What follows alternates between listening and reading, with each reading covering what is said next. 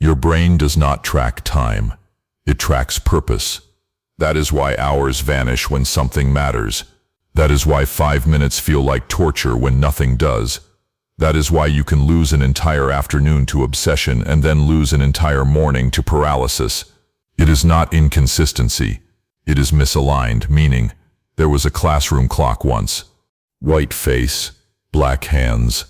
You remember staring at it during a lesson that felt empty. The ticking grew louder. Every second stretched like wire pulled tight. You felt trapped inside slow motion. Then later that same day, drawing in the margins of your notebook, building a world in your mind, the bell rang too soon. Same hour, different purpose. You walked home confused. You thought something was wrong with you. You are not broken. You are not lazy. You were built different. Your brain is not wired to respect minutes. It is wired to chase significance. That wiring becomes a curse only when you do not understand it. There was a night when you fell into research about something that ignited you. A random question turned into a deep dive. Tabs multiplied. Ideas connected. The world outside your room disappeared. When you finally checked the time, it was nearly morning. Exhaustion hit. Guilt followed. You asked yourself why you could not bring that energy to your responsibilities. Because your brain tracks purpose, not obligation. Obligation without meaning feels invisible. Meaning without structure feels infinite. This is the war. For years, people underestimated you. They saw missed deadlines, forgotten appointments. Projects started with fire and abandoned halfway. They did not see the internal storms, the racing thoughts, the emotional intensity, the overthinking that consumed entire evenings.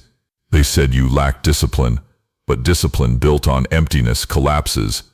There was a broken room once, clothes scattered, half-finished ideas covering every surface. You stood at the doorway feeling overwhelmed. You wanted to clean. You wanted to start fresh. But nothing felt urgent, so you drifted. Then one day you invited someone important to visit. Suddenly purpose appeared. Within an hour the room transformed. You moved with speed and clarity. Purpose activated you. Without purpose, time dissolved. This is not a flaw. It is a clue. Your brain measures relevance before it measures duration. That means the key to mastering time is not better scheduling. It is deeper alignment. First transformation. Define why before when. Stop asking when you will do something. Ask why it matters. If the reason is weak, your brain will resist. If the reason is emotional and clear, your nervous system will engage. There was a moment when you connected a boring task to a larger vision. Suddenly it was not just paperwork. It was progress toward freedom. Your posture changed. Focus sharpened. The task moved faster. Purpose compresses time. Second transformation. Reduce meaningless commitments. Every obligation without personal meaning drains cognitive energy. You say yes too often. You open too many loops. Each one whispers at you, distorting your sense of progress. So you begin cutting. Fewer commitments, more depth. There was a quiet evening when you listed everything you had agreed to. The list was overwhelming. You felt like a king drowning under his own unfinished promises. You chose to cancel 3. Immediately, mental space returned. Space clarifies purpose. Third transformation. Build rituals around meaningful work. If your brain ignites for purpose, then design your day around it. Protect peak hours for high-impact missions. Attach visible timers to create urgency. Limit distractions aggressively. When purpose meets structure, mastery begins. There was a morning when you guarded 90 minutes like sacred ground. Phone away, door closed. Clear objective tied to a bigger vision. You entered flow quickly. When the timer rang, you had accomplished more than in previous scattered days. That feeling changed your identity. You began to trust your rhythm. But here is the deeper layer. You feel behind because you compare timelines, not missions. Others move steadily on paths chosen for them. You wander until something resonates deeply. That wandering looks like delay, but it is calibration. There was a lonely walk under streetlights when you felt late in life.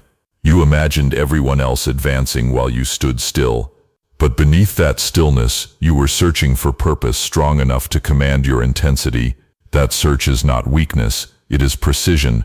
Your emotional intensity is a radar system. Your hyperfocus is a weapon. Your pattern recognition is advanced. Your nonlinear thinking allows you to see connections others miss. But without purpose, these gifts scatter. With purpose, they converge. You are not broken. You are not lazy. You are built different. Different means your hours will always bend around meaning. So choose your meaning carefully. The storm inside you does not respond to clocks. It responds to mission. And once you lock on to one, time will stop controlling you. You will start controlling it. This is only the beginning. The beginning is dangerous, because once you understand that your brain tracks purpose, not time, you can no longer pretend confusion is the enemy. Misalignment is. For years you tried to manage minutes, calendars, planners, alarms, color-coded systems that looked powerful but felt hollow. You forced yourself to wake early for goals that did not ignite you. You pushed through tasks that felt disconnected from who you were becoming, and your mind resisted. Not because you lacked will, because it lacked meaning. There was a season when you followed a routine designed by someone else. Wake at 5, gym, cold shower, work blocks. On paper it was flawless. In reality it felt like wearing armor that did not fit your frame. For a week you survived on discipline. Then one disruption shattered the rhythm. You missed a morning, then another. Soon shame returned like a storm reclaiming territory. You thought you had failed again, but the failure was deeper. You were building structure without purpose. Structure without purpose feels like prison. Purpose without structure feels like chaos. Mastery requires both. There was a memory from childhood. You were building something imaginary on the floor. Pieces scattered around you. Hours vanished. Nobody forced you. Nobody timed you. You were consumed. When someone called your name, you felt pulled from another dimension. That state was pure alignment. You did not track time. You tracked fascination. Your adult life must reconnect with that engine. But fascination alone is not enough. As you grew, responsibilities multiplied. Bills, expectations, deadlines. You cannot live only in inspiration. So you must convert purpose into discipline. Here is the escalation. When you feel procrastination rising, do not ask how long this will take. Ask why this matters to my future self. Visualize him standing years ahead, watching your decision in this moment. Is he disappointed or proud? There was a night when you imagined your future self observing you scroll mindlessly. The image unsettled you, not because of guilt, but because you saw wasted potential. You closed the app. You began the task, not out of shame, out of loyalty to purpose. Loyalty is stronger than fear. Another layer, eliminate identity fragmentation. You often split yourself into versions: the ambitious visionary, the distracted drifter, the guilty critic. These internal factions fight for control. The critic shouts when you drift. The visionary dreams but does not execute. The drifter seeks stimulation. Unify them. Let the visionary choose the mission. Let the strategist design the system. Let the critic provide feedback without humiliation. Integration reduces internal noise. Reduced noise clarifies purpose. Clear purpose sharpens action. There was a silent evening when you sat in a dim room. No music, no distractions. You wrote one sentence: "What am I building?" The answer was not grand, but it was honest. From that moment, small daily actions felt anchored. You were no longer moving randomly.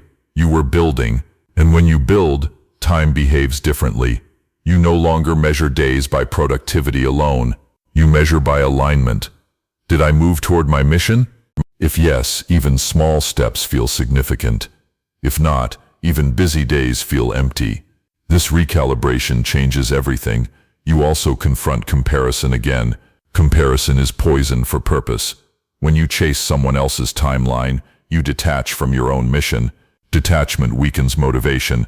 Weak motivation increases drift. Drift distorts time. There was a late-night scroll where you saw peers achieving milestones. The old sting surfaced.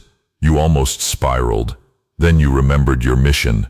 Different, slower to ignite, but deeper. You closed the app. Peace returned. Peace is fuel. Now comes the hardest truth. Some commitments in your life lack purpose entirely. They exist because you were afraid to disappoint, afraid to stand out, afraid to admit misalignment. To master your hours, you must burn some bridges, not relationships, expectations. There was a conversation where you declined an opportunity that looked impressive but felt hollow. Your hands trembled slightly. You feared judgment. But afterward you felt lighter. Energy returned. Energy flows toward purpose. Your brain does not track time. It tracks meaning. So your final transformation in this phase is ruthless clarity. Define your mission. Protect it. Build systems around it. Attach stakes. Limit distractions. Rest strategically. Reset quickly when you drift. You are not broken. You are not lazy. You were built different. Different means your success will not be measured in steady increments.